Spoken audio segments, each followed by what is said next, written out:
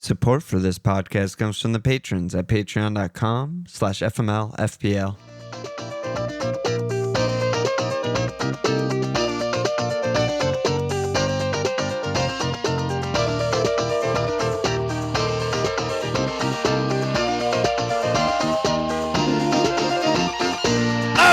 Okay, welcome to FML FPL. Milan.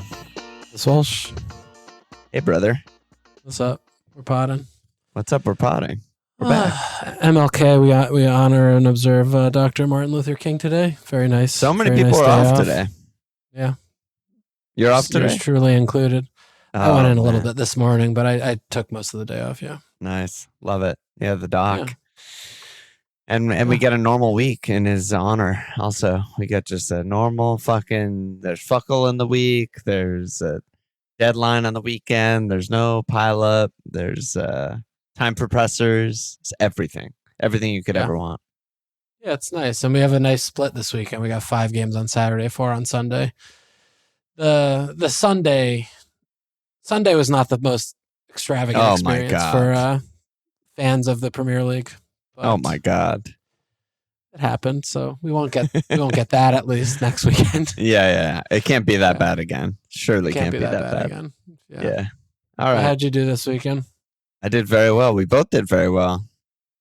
Yeah. For those who didn't believe, Captain Verts, double green. I know that people are telling me on YouTube it's fucking blurry and illegible when I do it this way, but I haven't figured out another way to do it yet. So get over it. But 50 points, Team Alon, Captain Verts.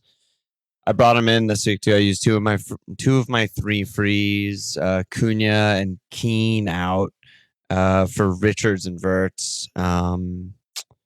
It's actually better than it even sounds on paper, because if I didn't do that, I would have had O'Reilly's -1 in for obviously red carded Keane, O'Reilly on my bench instead, and I would have probably just captained Haaland or Ekitike, who both got the same amount of points. So captaining a 10-point Verts was just a fucking massive haul. Up 300k. I mean, I was up 500k after Saturday, and then I went down on Sunday and Monday today.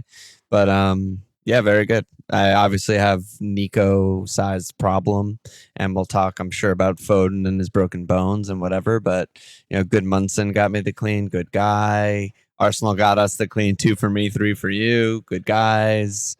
And that's a wrap. Good stuff. Cool. Good stuff from Team Alon.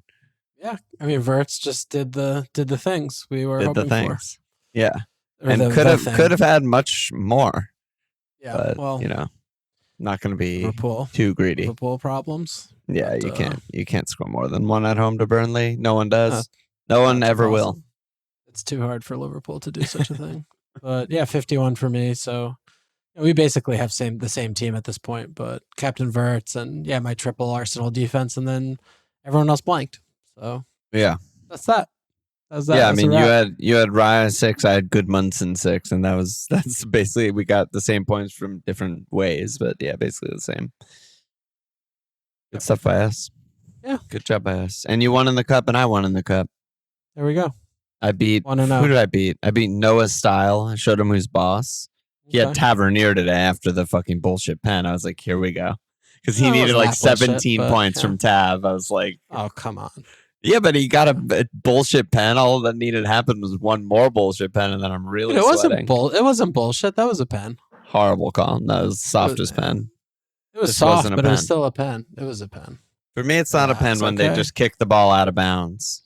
Relax. Okay, it was a pen. Bart, and then you beat his life away. When you beat Matt Adams.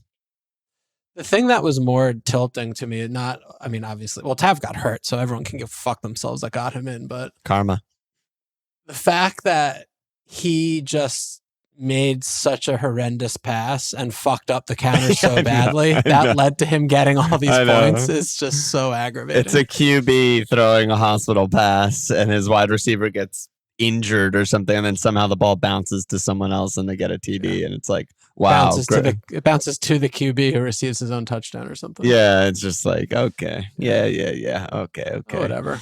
Yeah, whatever. Fuck them all. Captain Verts flying.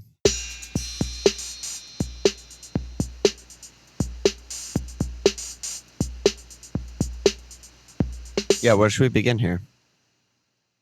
Oh, There's a lot to talk about. There's a lot of things.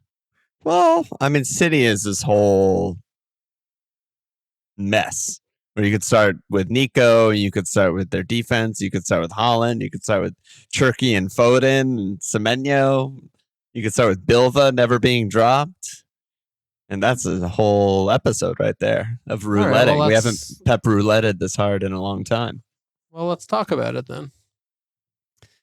And what do you think is happening with Nico? This is 4 games in a row where he hasn't started at left back. Do you think this is Pep just being like, I'm fucking bombing him ASAP, he is not my left back anymore? Or is this just like a weird set of the cup and the matches and whatever? Weird. I mean, their back 4 was, what was it? It was Kusanov, Ake, Elaine, Kusanov, and Rico.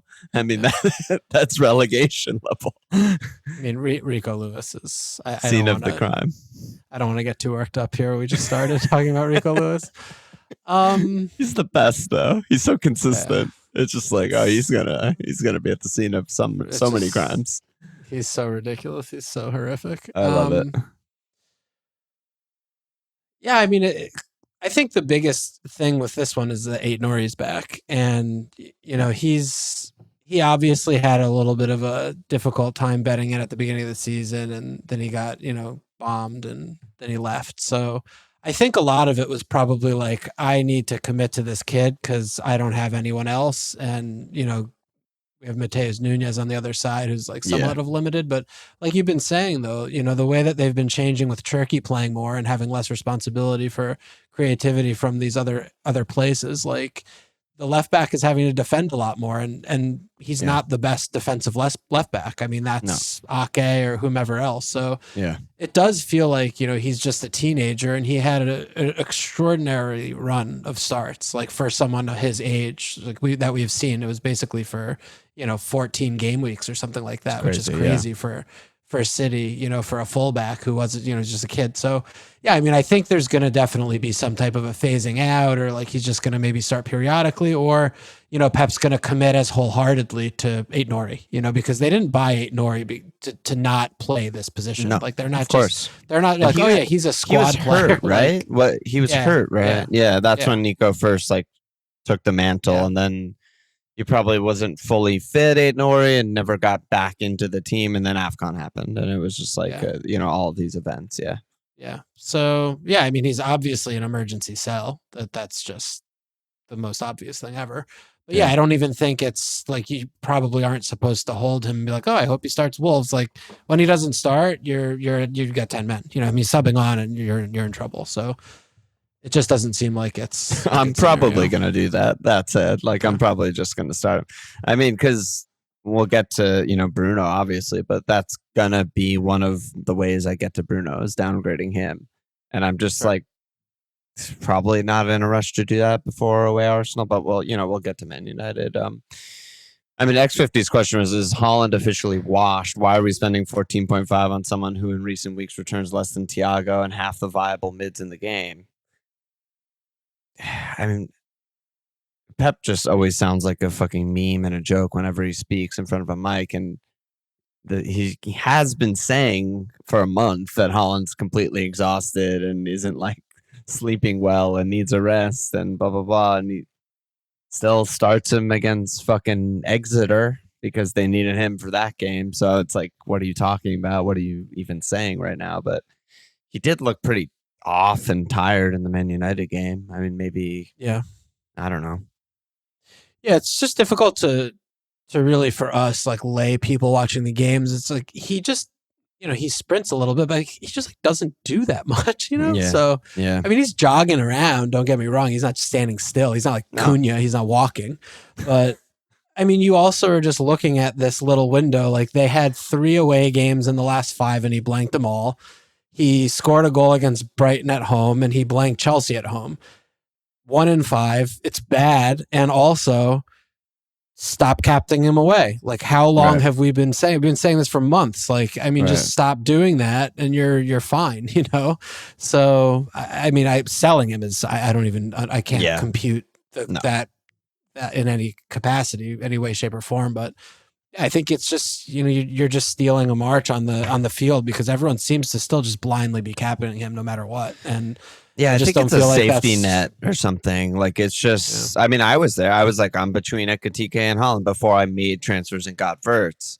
Just because it's like, well, I don't like. I'm talking about last week. I didn't feel great about Ekatike and his minutes, and it was like, well, Haaland's the best fucking pick by a million miles in the game, and he'll probably score. And that's just like most people, most weeks. It's like I don't have another consistent great option who's nailed for 90. Oh, Haaland's nailed for 90 and a consistent great option, right? So, but yeah, I mean, these home Wolves, that's good. It's still nailed. Started every single game this season. I mean, yeah, I mean, he always kills Wolves, but I mean, I'm definitely captaining him this week. It's not even a question in my mind. For sure. But I think in the summation, I mean, you're also just looking at City and just a huge dip right now, right? I mean, they just haven't won a game in like a month. Huge so dip. They're not even scoring goals.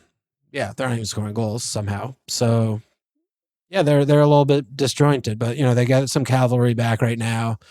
They're having to figure out how to integrate Semenyo. But I mean, I think just the low key, just that you glossed over, maybe you're just saying, but I mean, the fact that Bill just never doesn't start, he's the worst player on the pitch every game for me when I watch them play.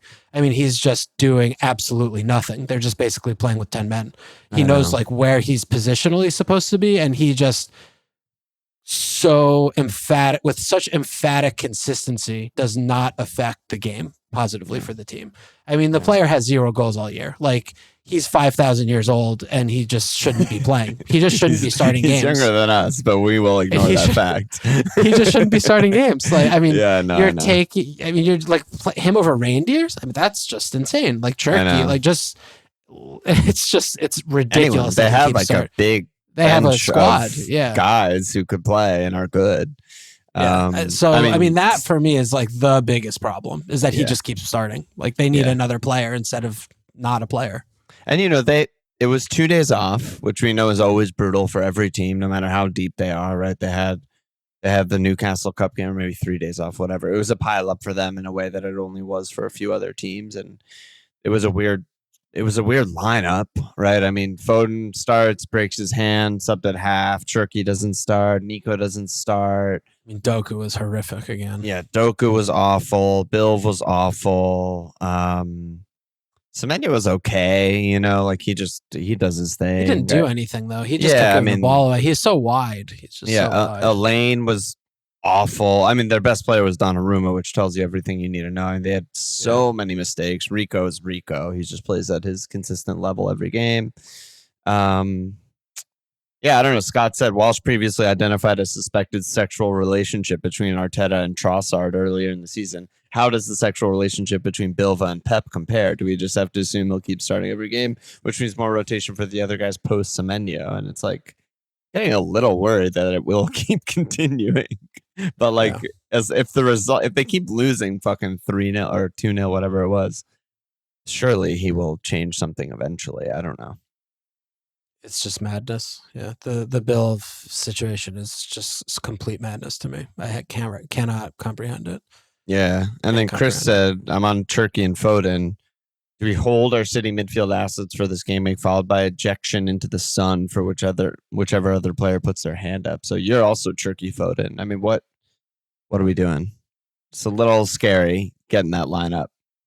Yeah, it's a big week. I mean, the thing that is most annoying is like Semenyo is ineligible in the fuckling. So is he? Yeah. So he can't play Fuckles. So he's, the minutes for 90 him in every the game in the Prem for the next little bit looks like it's pretty safe. I mean, he could rotate heavily for midweek. They're playing some shitty ass team, some Norwegian team or something. But Bodo, right? Yeah. Yeah. I feel like I've just seen this so many times before. And when you sell the City players, then they all come back with a vengeance and they score all the points. So I'm just going to sit tight, see what happens for Wolves, and then reassess next week. That's basically what I'm feeling. I think we're sort of like being bullied by Pep to just do that. I think we're being cornered into that as being the only solution of being like, okay, it was a weird week. It was a weird pileup. They have a more calm, normal week. in a game they don't need to win in Europe, and they got fucking shithoused by Man United. It's not like it worked, right? So that's another, thing in your favor with Foden and Cherki. The hand thing, I mean, I assume he'll just wear a cast and be fine to play Foden, but who knows? I think it's just worth waiting. Let's see what they do, home Wolves. Let's see what the lineup looks like, how they play, and then reassess. But aforementioned Man United. I mean, Carrick straight in, Bruno at the 10 straight in, Bumo back, Ahmad back. They all played really well, and they fucking fucked them really hard, raw. Yeah, I mean they bullied them. It was interesting that they were able to. I mean, the back line showed a lot of frailties, and Roger is just kind of getting overrun again. I mean, Bill, I think if Rangers was playing instead of Bill, that would have made a difference. But Bruno, obviously everyone's hair is on fire about Bruno's performance, and he had a disallowed offsides goal, and he was just so close to more points, and he DEFCON because he was playing the game, and he went up in price this week already, so probably will. He looks again. like. Yeah, he could again. I mean, he's just the most obvious pick. I mean, he was before, even when they had the idiot guy managing the team. Like, he was such an obvious pick then. He was hauling ass every game week. So, I mean, he's going to be in every team after the Arsenal game. It's pretty clear that that's the case. And, I mean, Bumo is also interesting. Like, he was also, good when the other idiot guy was managing the team, and he should continue to be good. I mean, they play one game a week, which you can't say for many teams. And I mean, maybe they just are better all around, and they're good players are playing in a normal person system, and he gets the best out of them. Like, you could definitely talk me into that. I mean, they're all fit. They're fully fit. So it's a good situation probably, right, for Man U. Yeah, I mean, Psychov's thing was Bumo or Bruno or both, and then now or wait after Arsenal. And I mean, it definitely we'll want to see how they play against Arsenal. It'll be another counter-attacking performance, which is not what the good fixture run will look like. Probably it'll be those bad teams sort of just giving them the ball, and so maybe the shape will be a little different. Maybe the personnel will be different, but we're one more good performance away from the Bumo Bruno bandwagon getting out of control and just like insta getting, and then does it even matter though what they do against? Like, I don't give a shit what happens in the Arsenal game. No, well, not for Bruno, but for Bumo it does. Why? I mean, if he gets another 4-shot goal, hit the post performance, I mean, he's going to be 70% owned in Gameweek 24. Like, it's going to be, if he starts at striker again and does that again, it's kind of silly to not get him at that point, because it's just like out of position. He's going to start Sesko in the rest of the games, right? Hopefully not, if they want to keep playing well and being fluent. I don't know. He has no allegiance to him. I know, but you think that would work against like fucking Fulham, like these teams that just sit with deep blocks that are compact? Like, it's not going to do anything. They're going to do anything. I don't know what's going to work, really. I mean, we haven't like seen that work really too often with this team without completely selling out with everyone attacking under Amorim, and then they're like exposed on the break. We just don't really know, But Bruno, isn't it just obviously like Cunha, Bruno, Bumo behind Sesko? Like, isn't that just the? You would think so. I mean, not when they play Arsenal, but like against the normal teams. You would think so, but I think Ahmad is better than Sesko. Getting him in the lineup is just good and beneficial. If you want some width and someone who can take someone on, that's good. Balance, that's better. Yeah. The balance just gets tricky. So you think that there's a shot that he persists with because he could just play Ahmed right back. Right? He's not going to do that, I don't think, because he's not playing wing backs. He's playing normal people in normal positions. He's not. Yeah, but he could put him at right back as long as he's playing. I don't think he will. I mean, he was great. I mean, he also scored an offside goal. He also hit the post. He can dribble by anyone. Like, he gives them wingery stuff that they don't get from anyone else, including Bumo. Yeah, so, I think receive the ball and score. But what about like he's just Cunha? I mean, he could play, obviously he doesn't have to play Dorgu, but I mean, Cunha, I'm not sure. I'm just not sure. It's been one game, so we don't know, but I imagine Cunha's talents would speak for themselves and he would get in, but also he's like a prick and has a bad attitude and doesn't work. So I wouldn't be that shocked if a new manager was like, I'm not playing him. He's a fucking asshole. You're just on the bench. Yeah. You're an impact sub. Who knows?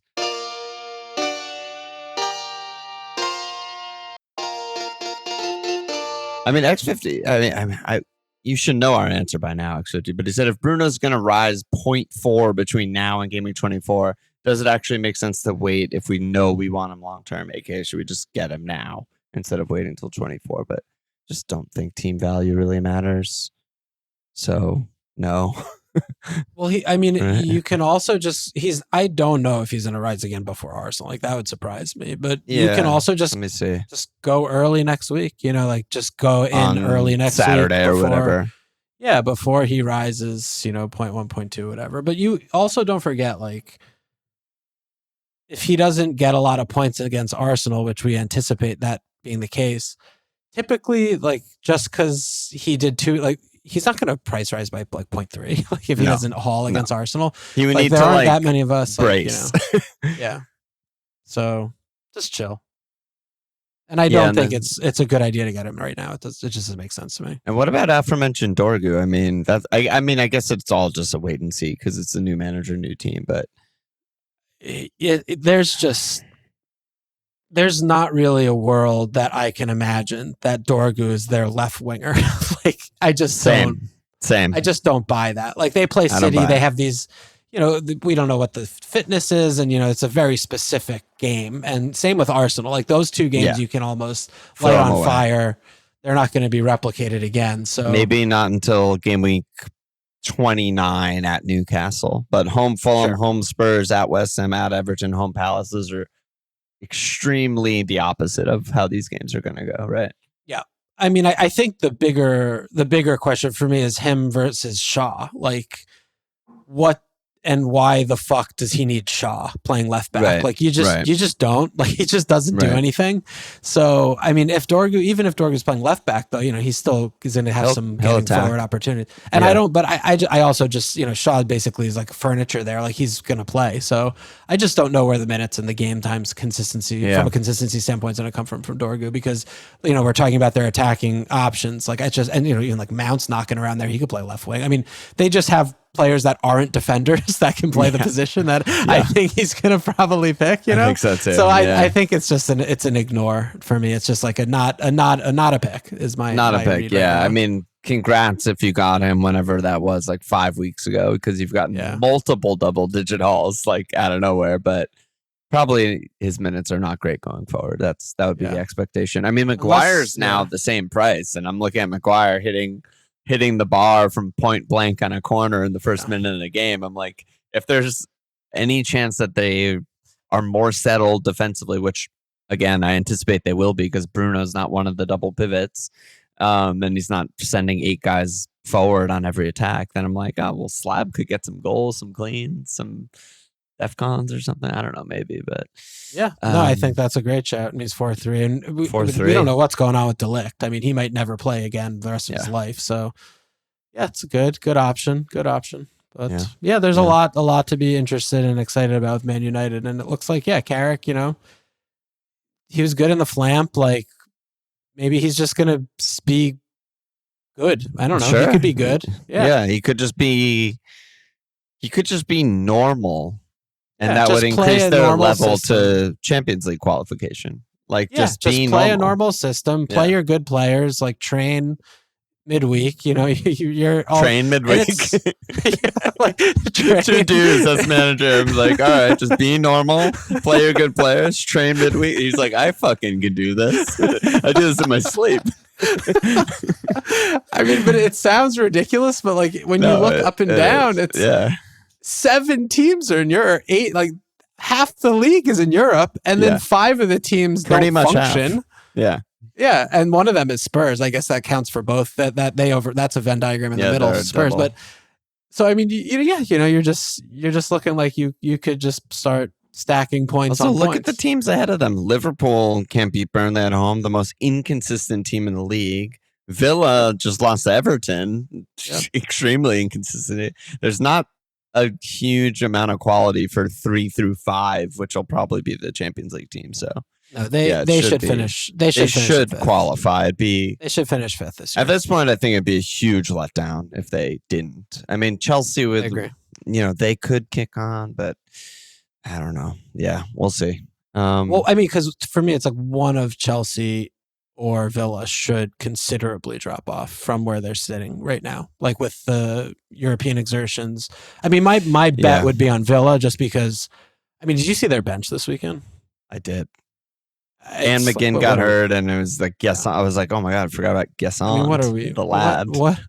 I mean, it's a guess and like keepers and children. I mean, we're not finishing and they're playing on Wednesday or Tuesday or whatever. Like, it's gone. Like, it's not. It's not. Harvey Elliott still not on the bench. Well, no, I mean, he's gone. He's gone. He'll never play again. Is he just saving him for the last like 9 games in the league? He'll just play him to try and desperation qualify for Champions League and be under the limit. And maybe that'd be kind of smart. One team that's, I don't know, man. Should we talk about your team, the Glasner situation there? Sure. Lame duck Glasner. Is that fair to call him a lame duck? Oh, for sure. Yeah. I mean, Sajal said, should we totally avoid Palace assets given their Mateta's potential departure and the civil war? I said potential. Mateta potential. Mateta's potential departure and the civil war between Glasner and the board.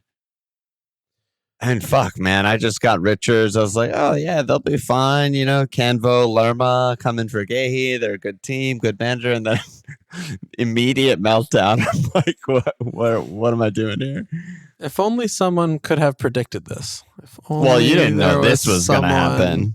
Well, I didn't expect we would lose every game for 3 months, but I mean, we're fucking horrendous. Like we're a really bad team right now. And sell Gehi and maybe sell Mateta. Thank God we sold Gehi, but I mean, we've already played 50 games. It's like, and he doesn't rotate. It's insane. You know, I mean, we're a fucked up mess. So we should continue to be bad. I don't really understand what the scenario or the world looks like where we're not bad. We'll probably just finish like 15th, 16th, 15th or 16th. And maybe we'll keep, carrying on in Europe and do something there. But I mean, there's just no real reason for optimism here. It just, it doesn't compute, right? It feels really bad. Yeah. I mean, it's not like, the players weren't like downing tools. They played okay. No, they're playing. Yeah, they're just tired.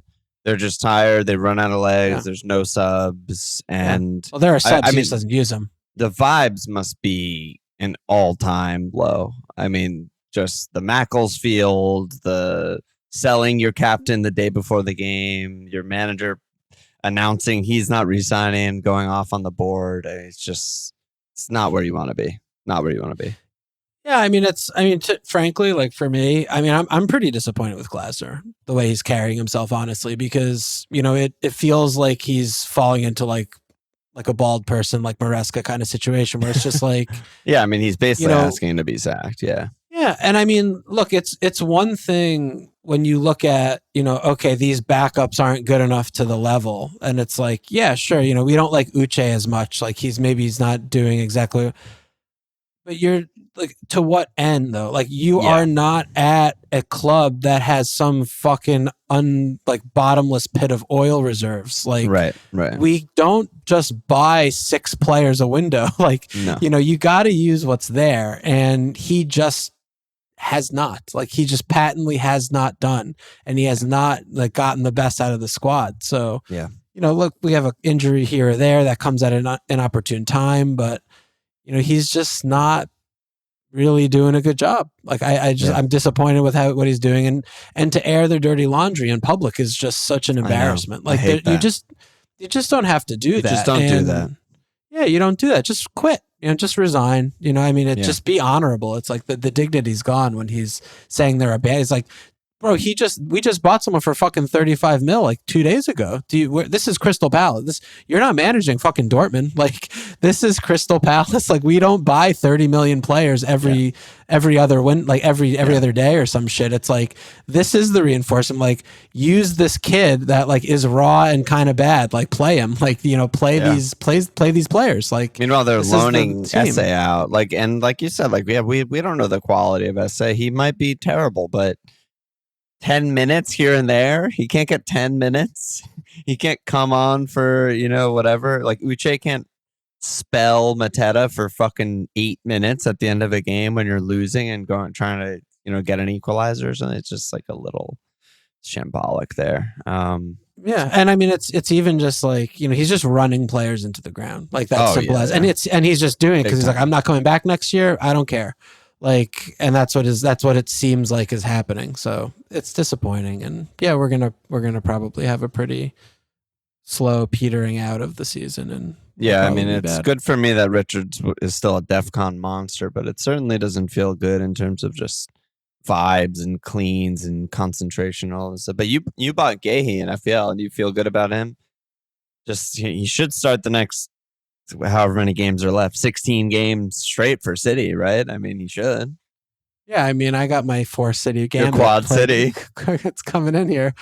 Yeah, I mean, that's what it took for me to get Gahey, is he literally gets fucking transferred out of Crystal Palace. I'm like, immediately buy, purchase immediately in FPL. Yeah. We're good.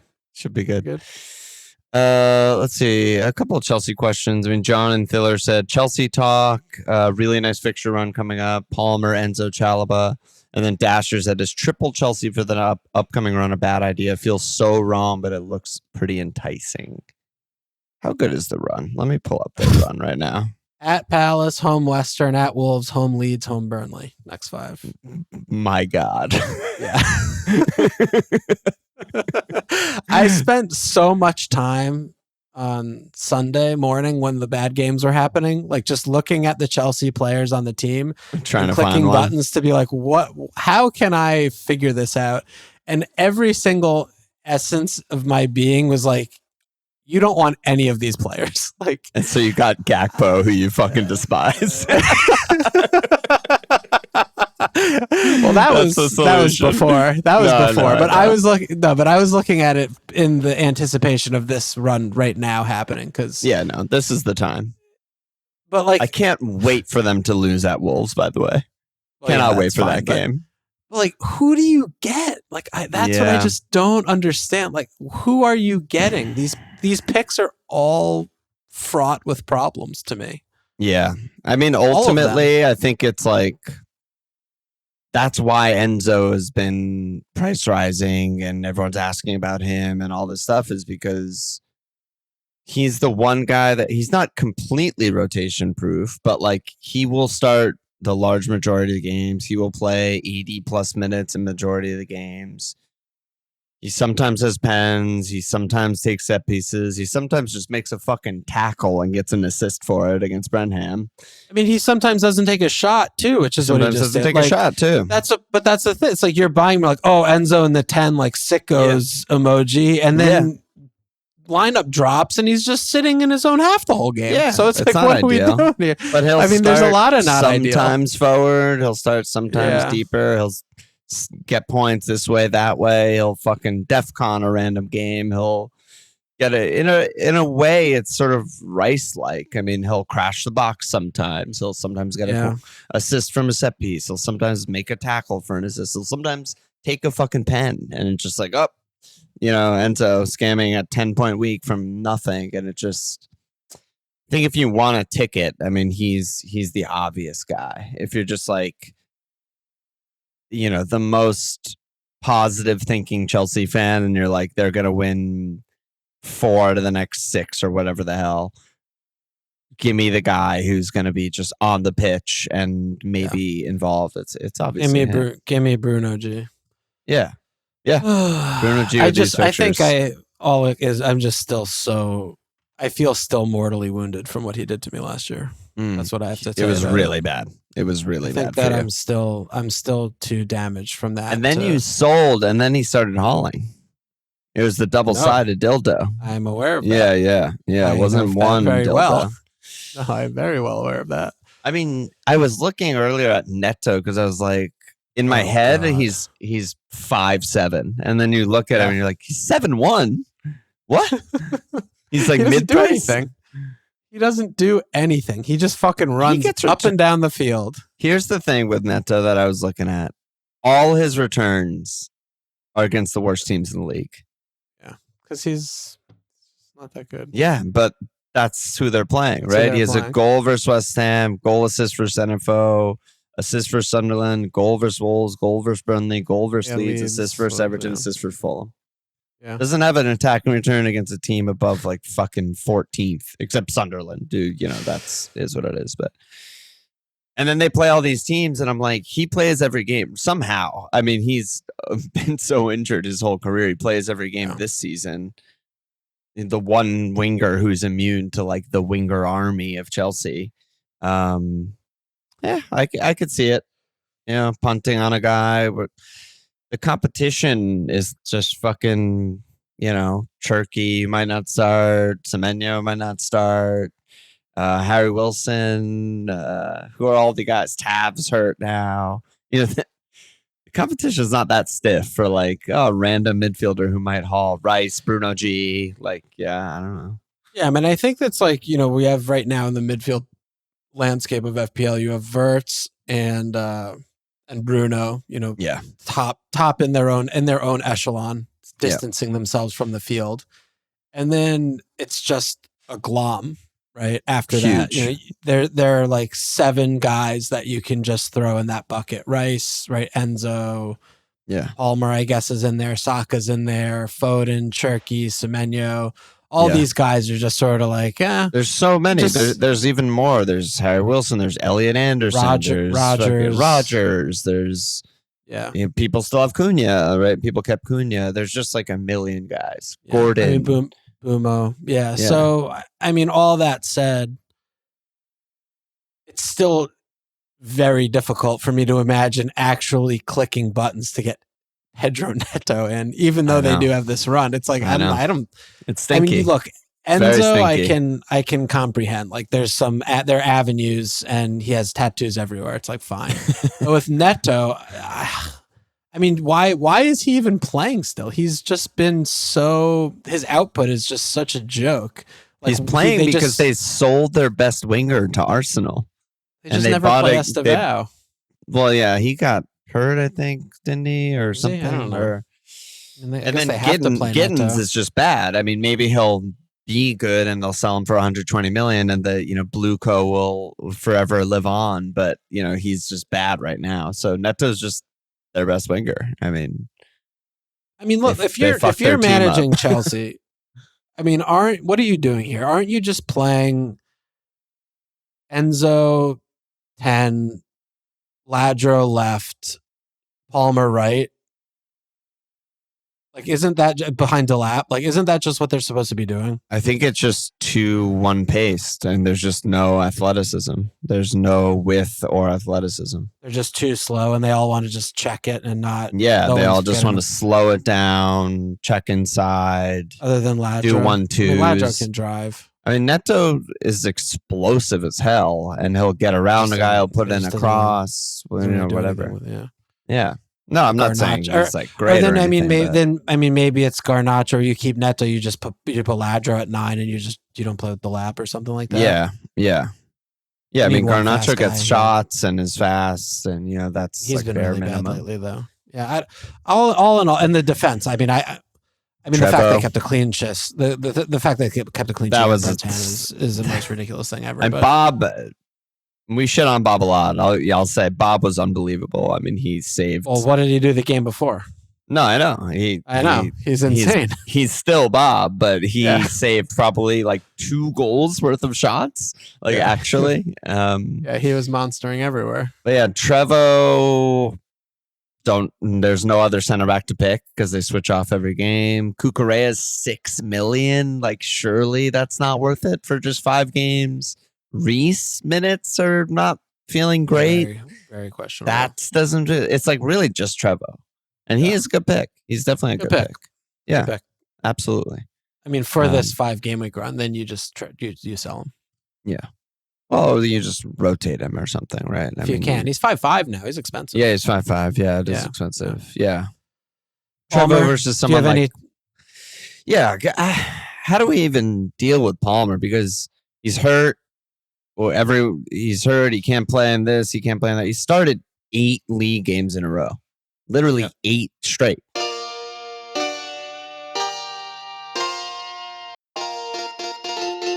Playing like not insignificant minutes. Like he's done a couple 90s recently, some high 70s. So, and then obviously he gets a fucking pen.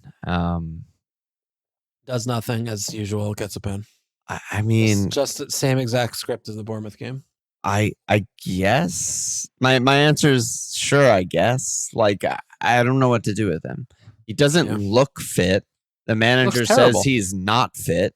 The leaked news says he's dealing with a groin injury and he's all fucked up, and everyone's like, oh, I guess Palmer's not an option anymore. And then he starts and scores a pen. It's like, what the fuck are we doing here? But they also have Champions League. They're not in the best spot in the Champions League table, so they need to actually win some games. Yep.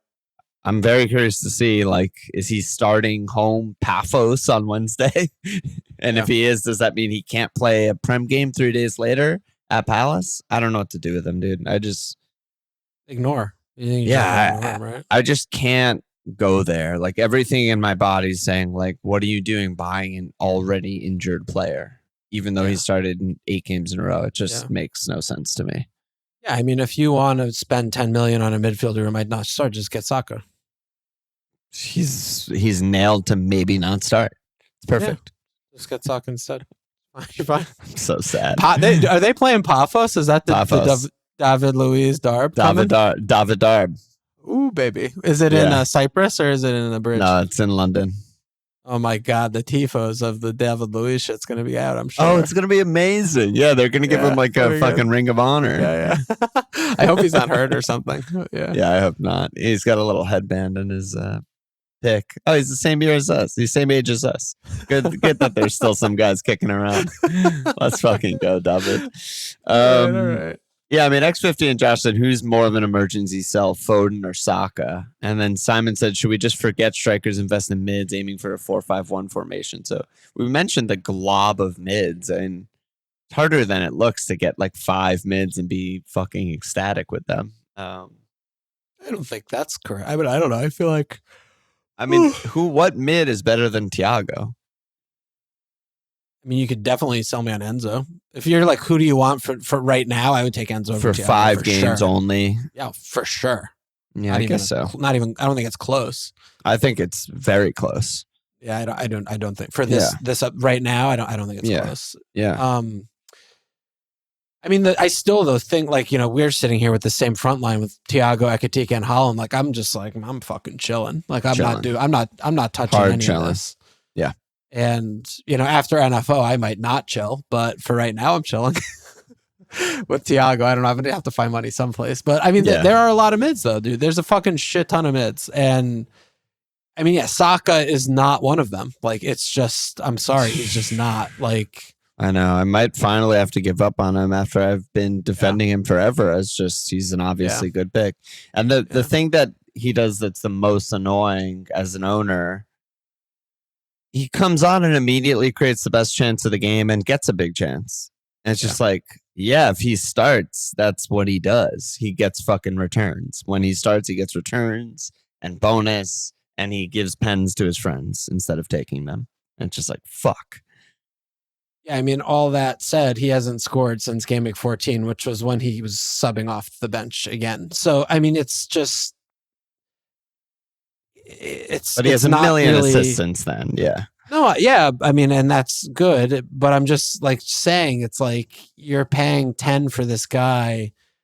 He's not 10. I mean, he's just not earning it. Like when he's not on pens, like, and he doesn't get those few free goals, how many years have we talked about Saka, like what, how it trickles on and like what he needs for it to happen? Like, he has 4 goals right now this year. It's crazy, man. He has 4 goals. Like, that is not a lot of goals. And, now that he's being managed in this way with his minutes, and rightly so, I'm not criticizing it. Just Arteta's the one that broke him and is now like paying for his sins. Yeah, but from an FPL standpoint, it's like, what are you gonna not turn him into Bruno? That's indefensible. He's tied with Mo at 4 goals. Yeah, so yeah, you're supposed to get rid of him, and sooner probably rather than later. He hasn't started all 3 games in a pile up kind of week where they have 3 games essentially in like 7 or 8 days with midweeks, which they have. I mean, but they're also like in first place, undefeated in Champions League. These are 2 dead rubbers, really. Their next 2 games are just dead rubbers. They just do not matter. Yeah. So assuming he doesn't start, which is a big assumption, we'll see soon. I'll probably hold him. Because he'll then for this weekend start. Yeah, that's what I mean. And then we'll see again. Is he going to start the next Champions League game? Assuming he doesn't start that game, I'll hold him again. But it's like gonna get to the point at some point where it's just like, because I don't need Saka to get to Bruno. I can get to Bruno other ways. But it's gonna get to the point when they have a double and a cup final and it's just like you need to immediately sell him before that run, because now we know. Now it's been months of data that like if there's 3 games in a week, he will not start at least one of them. Yeah, and I mean, you just see the way that Rice is just shitting all over him, and the inevitability of Rice with the feels and the vibes just feels so overwhelming. You could put 3 million there, or you just go get another defender. Like, this is obviously the best defense on the continent. Like, I mean, I've been sitting with 3 of their defenders for 75% of the season. All 3 of them haven't usually started, but I've been better with that lately. Different issue. Been better with that lately. Yeah. But yeah, I mean, he's just not a good pick right now. Yeah, he's brutal. Yeah. With Foden, I mean, we just need to make sure he's fit enough for the Champions League, and then we know he's okay. I mean, he just needs a cast, I assume. He'll be fine. Maxbert, what do I do about Rodgers? Easy swap to Enzo? Question. That's the thing with fucking Rodgers, dude. I mean, you said it during the game. I think that's the most shots he's ever had in a game in his life at any level. Go back to his fucking... And he had 7 shots. Yeah. And big chances. He was really getting the shots that he never typically gets. He was getting like actual like goal scorer chances, not worldy chances. I mean, I don't know what to do with that information. Yeah. I mean, because, you look at, we always do this thing with FPL, right, where you look at the fixtures. Yeah. You look at his upcoming fixtures: at Newcastle, home Brentford, at Bournemouth, home. He's a lot like Foden from an FPL asset standpoint. It doesn't matter. You never know when he's gonna bang. Like, it's not possible of knowledge of knowing. Yeah. So if you look at Enzo and you're like, oh, this guy, you're just dancing with like point chasing and getting rid of points before they come. I really, like, we touched on this with Rodgers previously. It's like, if you're going to own Rodgers, then you have to commit to owning Rodgers for months and months while he's fit, because I think so. You just look at this upcoming. No, obviously they're not as good as Enzo's games. And also, we see when he pops. Like, we just never know when he's going to pop. Yeah. And, I think you need to just commit one way or the other. Yeah. And just to like oversimplify things, he's just so good. He's just like so by far their best player and main man and center of everything they do.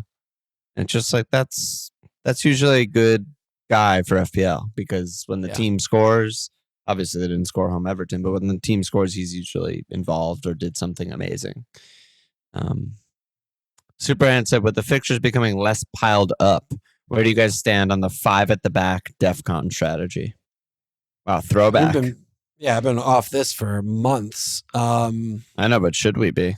I mean, defenders still are just bracing or scoring goals all the fucking time.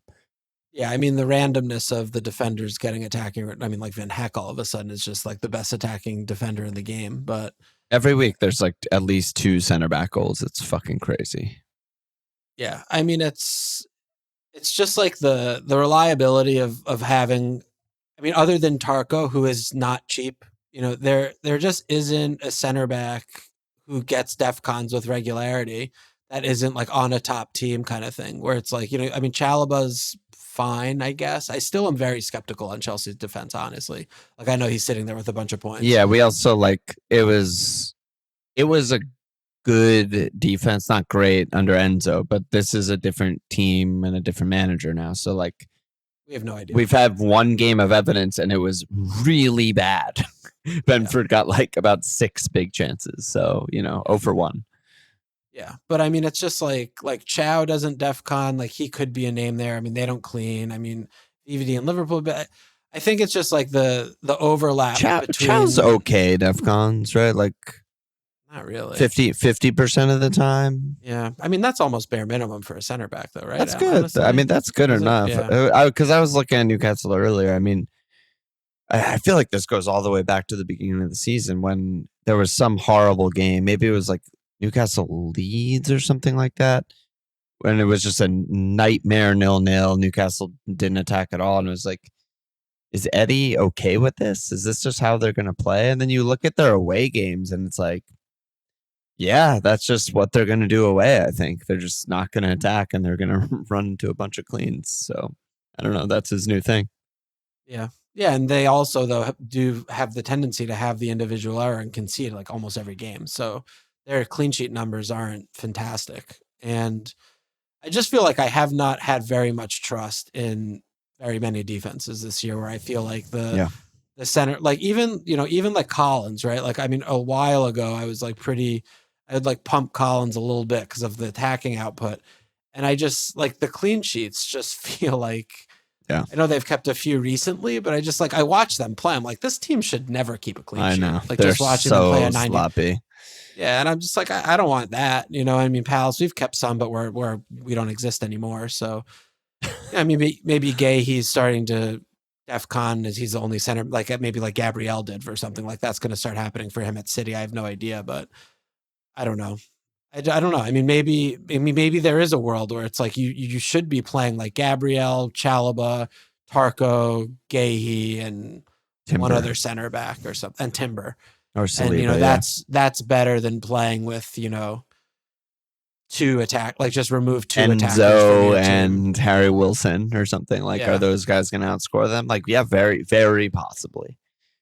Just feels like we're at the point where we know the fixtures that we know what the good fixtures look like, and that's when you want to try and spike the attacks. Yeah, the double returns and stuff. Yeah. Yeah. So, I mean, from the longevity standpoint of you can keep these defenders and they're steady and they're gonna finish with a lot of 150 plus points. All these guys, they're on pace. They're gonna for sure. And also, we know what else is the attacks. I don't know. I mean, I think the other thing is also they're just not captainable. Because they're not. The hauls are not reliable. The random goals are not. They just come randomly, right? So that's always another thing. We captain Verts, which obviously took a series of things, which is mainly just Haaland away and Liverpool having the best fixture, but. That will happen again with Bruno. I'm sure at some point we'll captain Bruno and Haaland. It's a tough away, and Man United have a good home, or some other good attacker, and the defenders are just all never an option. So I would never captain any of them, even Gabriel. So I don't know, probably would captain Gabriel, but yeah. Mishka, is Bowen a good pick for DEFCONs? Sure. Gabriel home Sunderland in 3 weeks when Liverpool and City play. Interesting. Well, now we're talking. Do they have 3 games that week, or am I captaining Saka? That's the question. Gilfie asked for some cheeky wild card attacking punts. I was thinking of swerving Thiago until after Arsenal in 27, but probably an overthonk.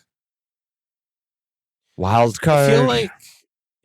I feel like we're at the stage where we get antsy, and the best differential is just getting all of the obvious guys, because that's 100%. A differential in and of itself. 100%. A lot of people still don't even own Thiago. Yeah. So that said, I definitely advocate swerving Thiago if you are I would not do that. Yeah. I wouldn't even consider it. He's one of the best picks in the game. He's one of the 4 best picks in the game. Yeah, I like the idea of playing fixtures when you have a player that plays for Brentford. Like I just like that idea, and I think that he's cheap enough that you could snip snap. I think you're going to be a little bit nervous for the NFO game, but they play Thursday also, which is going to make it even better for Brenham. But after that, like I think you have a few where you can be okay there. You can get away with it there. I think probably like Boomo is probably the extent of Boomo. Of the extent of like a wild punt that nobody has, that I would be like, okay, this is someone that you could throw in and see what happens. But other than that, I think you just stick with the tried and true. I think so too. I mean, you want more punts because obviously on wildcard you make unlimited changes. It's always tempting to be like, oh my god, I'm going to concoct this magical potion that's going to save my season. But yeah, I mean, most people just don't. They're missing like 3+ of the guys that you think are the most obvious and the most highly owned, just by nature of just none of them are 100% owned. So once you start stacking the percentages, it's just, people don't have Verts and Bruno and Thiago and Ekatike and, whatever. It keeps going, and Rice and, whatever. So it's good. I agree with your sentiment there, basically. Is there anything else we need to go over? Is there anything else happen? There's a lot of cleans. A lot of not scoring goals, honestly. I mean, there were the 3 cleans and the 4 teams on Sunday. The NFL Arsenal game just sort of time just passed. I don't know. I mean, it was a pretty low quality. It was very low quality overall. Like we both flew on 50 points. It's not like it was some high scoring week. Yeah. I mean, your team is just. I honestly, I think Slot's borrowed time right now. I think Xabi he's gone soon. Probably going to be managing the team by next season. Yeah, he's just not. He just isn't figuring it out. I don't know. Yeah, I think that's pretty likely. And then Frank is just also just. Frank should have been gone fucking months ago. I mean, he should have never gotten there. But I was just going to say also, and this is probably the 18th time I've said this season, but Liverpool are fucking unbelievable in the first half. It should have been an easy 3-0 half. Missed pen, a billion missed monster chances. And then they just fucking have a meltdown as usual. I mean, that motherfucker Humphreys, someone needs to take him out. He's robbed us of so many points. Oh my God, the amount of points that I've been robbed by this guy, Bashir Humphreys. He's just the second goalkeeper. Differential points too. Even the best kind. Yeah. The most tasty captain differential points. Yeah. Yeah. It's like Cunha and then like fucking Ekatike and Gakpo, Verts, all of them were involved in those moves. Want my fucking Gakpo assist for that penalty. God damn it. Oh, yeah. Piece of also shit. Missed the penalty. Yeah. I mean, Humphreys didn't have anything to do with that unless if he fucking... He probably did. He took a shit on the spot or something. Yeah. Totally put him off. But dug a hole with his boot. It's just like there's just something about when there's this prolonged continual failing. Yeah. It has to be laid at the manager's feet. Like it just has to for be. sure. I mean, and it is. I think everyone's really upset with him, and the crowd is turning, which is probably the first time all season the crowd has really turned and booed and stuff. I just think he lost the balance of... I mean, I was always saying this last year when we were talking about sort of Arsenal versus Liverpool in the title race, and it was like, Arsenal aren't willing to lose, and therefore they don't win, right? Like they don't risk anything, and therefore they have a lot of random 0-0s and 1-1s, and that's still kind of true, to be honest, but they're going to win the league anyway. And then this year, I think Arna just lost that. He just lost like the ability to be like, you have to put it all on the line and go score 2 more goals against Burnley.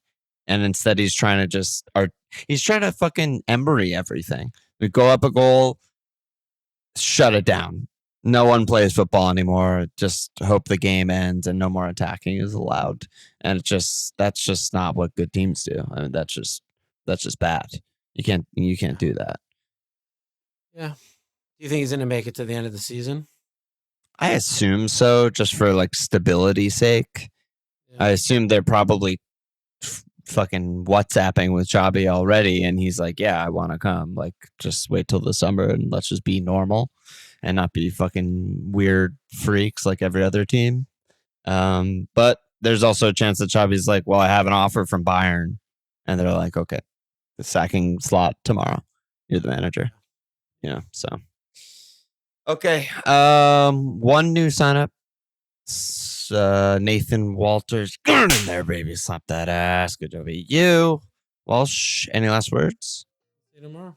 I'll see you tomorrow. Check us out at FMLFPL.com. Follow us on Twitter at FMLFPL, sportspedia.com/FMLFPL. Subscribe, rate, review, share.